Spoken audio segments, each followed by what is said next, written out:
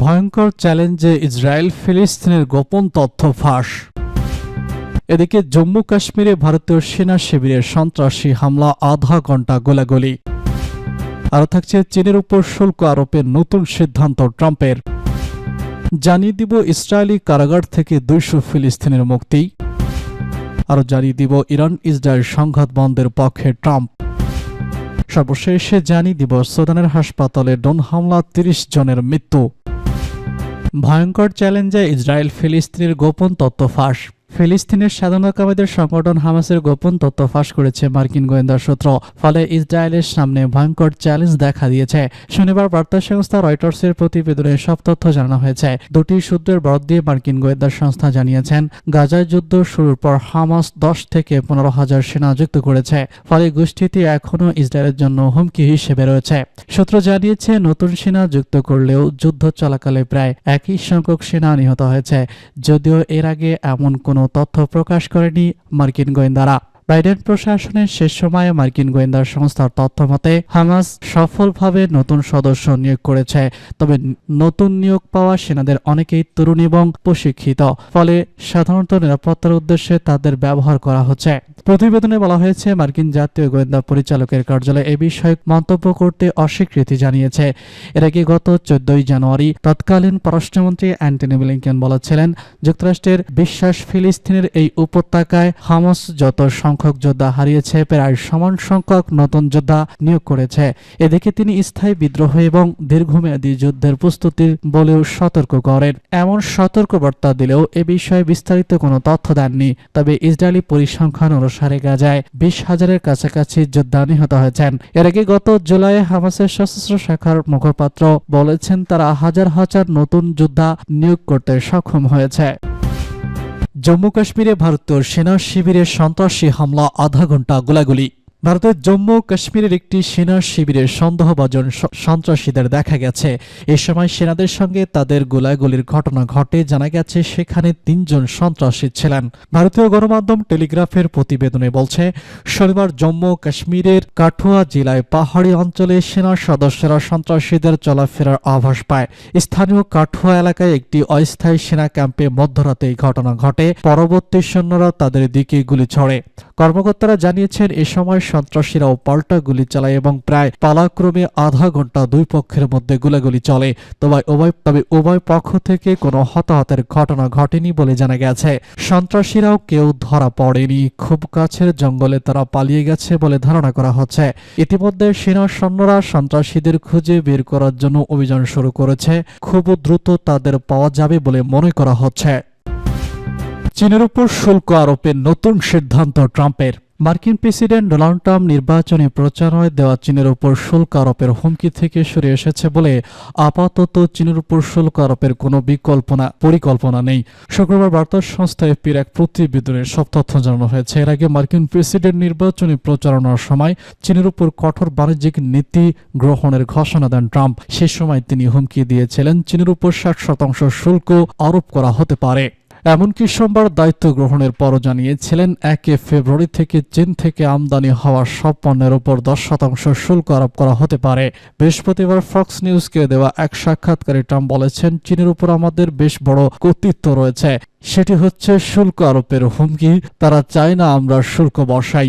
আমিও আপাতত চাই না, কিন্তু এই ক্ষমতা আমাদের কাছে, যা চীনের উপর বিশাল এক চাপ। ট্রাম্পের এই মন্তব্যে ইঙ্গিত পাওয়া যায় তিনি আপাতত চীনের সঙ্গে উত্তেজনা বাড়াতে চান না। শুক্রবার চীনের পররাষ্ট্র মন্ত্রণালয়ের মুখপাত্র মাওয়িং এক বিবৃতিতে বলেছেন, চীন ও যুক্তরাষ্ট্রের মধ্যকার অর্থনৈতিক ও বাণিজ্যিক সহযোগিতা দুই দেশের জন্য উপকারী। তিনি আরো বলেছেন, বাণিজ্য ও শুল্ক যুদ্ধে কেউ জয়ী হবে না। এটি কারো স্বার্থের জন্যই ভালো হবে না, বৈশ্বিক স্বার্থের চাওয়াও না। চীন ও যুক্তরাষ্ট্রের মধ্যে বিদ্যমান পার্থক্য সংলাপ এবং পরামর্শের মাধ্যমে সমাধানের আহ্বান জানান তিনি। বিশ্লেষকদের মতে ট্রাম্পের এই অবস্থান পরিবর্তনের পিছনে বেশ কয়েকটি কারণ হতে পারে। শুল্ক আরোপের ফলে যুক্তরাষ্ট্রের ভোক্তা ব্যবসায়ীরা ক্ষতির সম্মুখীন হতে পারেন।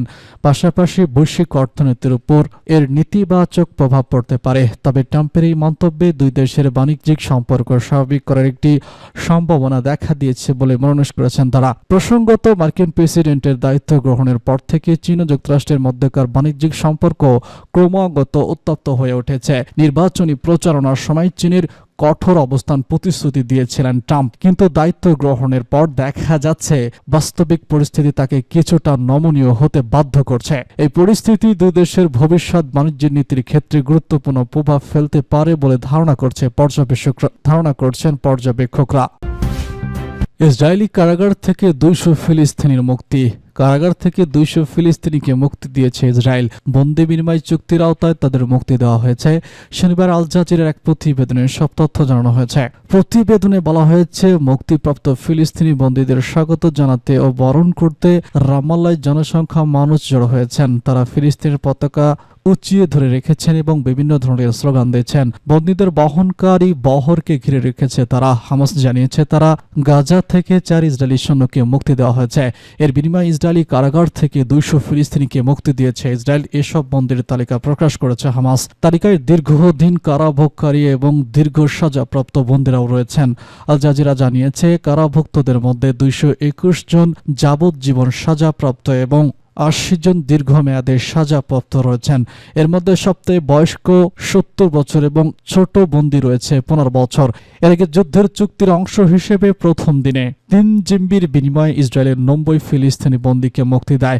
এ সময় রয়টার্স জানায়, মুক্তি পাওয়া বেশিরভাগ ফিলিস্তিনি বন্দী সম্প্রতি আটক রয়েছেন এবং তাদের বিরুদ্ধে কোনো সাজা ঘোষণা করা হয়নি। যুদ্ধবিরতি চুক্তি অনুযায়ী প্রথম ধাপে হামাসের হাতে থাকা 33 ইসরায়েলি জিম্বির মুক্তির বিনিময়ে ইসরায়েল তাদের হাতে আটক কয়েকশো ফিলিস্তিনি বন্দীকে মুক্তি দেবে। 6 মাসের মধ্যে এই বন্দী বিনিময় শেষ হবে। এই চুক্তির ফলে গাজায় ঘন বসতিপূর্ণ এলাকাগুলো থেকে ইসরায়েলি সেনা প্রত্যাহার করা হবে এবং ক্ষমতাচ্যুত ফিলিস্তিনে তাদের ঘরবাড়ি ফিরে যেতে পারবেন।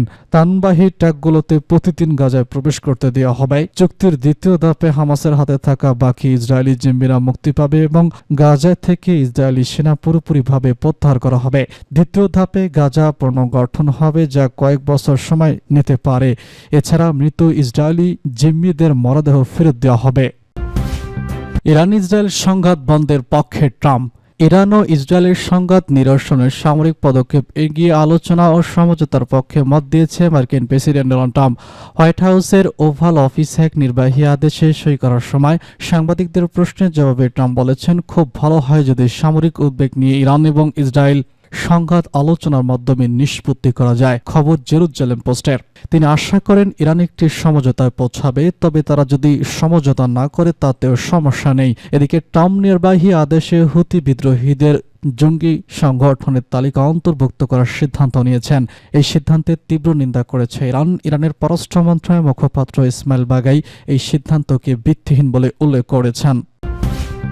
এদিকে সুদানের হাসপাতালে ড্রোন হামলা 30 জনের মৃত্যু। সুদানের রাফুর অঞ্চলের এল ফাহারে একটি হাসপাতালে ড্রোন হামলা হয়েছে। এতে 30 জন নিহত ও বহু মানুষ হতাহত হয়েছে, খবরে এপির। স্থানীয় সময় শুক্রবার সন্ধ্যায় এই হামলা চালানো হয়েছে। এতে হাসপাতালের ভবনটি সম্পূর্ণ ধ্বংস হয়ে গেছে। 2023 সালের এপ্রিল থেকে সুদানের সেনাবাহিনী ও আধা সামরিক পালিত ফোর্সের মধ্যে যুদ্ধ চলছে।